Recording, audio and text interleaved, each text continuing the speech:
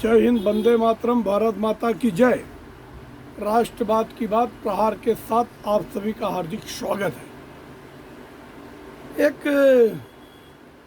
बहुत बुरी खबर भारत के लिए, जो कि रेसलिंग में फाइनल में जगह बना चुकी विनेश फोगाट 50 केजी के फाइटिंग में अयोग्य घोषित हो गई। अब कल सेमीफाइनल में वो कल 3 मुकाबले में लगातार जीत दर्ज की और अंत में जो जीत दर्ज की फाइनल में, सेमीफाइनल में, वो क्यूबा को हराकर किया। लोपेज गजमैन को हराया और 5-0 से हराया। मगर आज 50 किलो के रेसलिंग में उतरना था उनको, मगर उनका जो वेट था 50 किलो 100 ग्राम हो गया और 100 ग्राम ज़्यादा होने की वजह से न सिर्फ उनका उम्मीद टूट गया, पूरे 140 करोड़ देशवासियों का उम्मीद टूट गया, सपना टूट गया और वो डिस्क्वालीफाई हो गई और उसके डिप्रेशन में आकर डिहाइड्रेशन से वो बेहोश हो गई। अभी पेरिस के हॉस्पिटल में एडमिट है। यह है कि प्रधानमंत्री नरेंद्र मोदी जी ने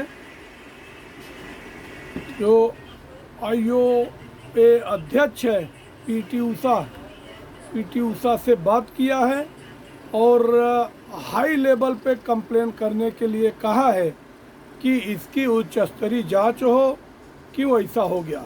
मगर जिस हिसाब से जानकार और सूत्र बता रहे हैं कि लगातार, जैसे कल ये 2 दिन का मुकाबला होता है, एक दिन का सेमीफाइनल तक होता है, दूसरे दिन फाइनल होता है। तो सेमीफाइनल तक अब 3 बार मुकाबला हुआ, तो इसमें कुछ तो खाया। अब खाने के बाद रात में बता रहे थे कि इनका विमेश का कुछ वेट जो है वो 2 केजी ज़्यादा था, मतलब 50 केजी या 52 केजी था। और अभी ये कम भी हुआ तो कम होके भी वज़न कम नहीं हुआ। अच्छा, इसमें जाने के बाद जब चेक होता है तो सिर्फ आधे घंटे का टाइम मिलता है। पहले दिन 2 घंटे का टाइम मिलता है कि आप अगर आपका डिहाइड्रेशन बढ़ गया है, वेट बढ़ गई है, तो आप वेट रिड्यूस करने के लिए 2 घंटे का टाइम मिलता है। तो आप जाके कुछ कसरत कर लो, कुछ कर लो, या बाल वाल कटा लो, कैसा भी करके आप हल्के हो जाओ। तो मगर जो फाइनल रहता है, फाइनल में सिर्फ आधे घंटे का टाइम रहता है और उसमें नहीं हो पाया और विमेश डिस्क्वालीफाई हो गई।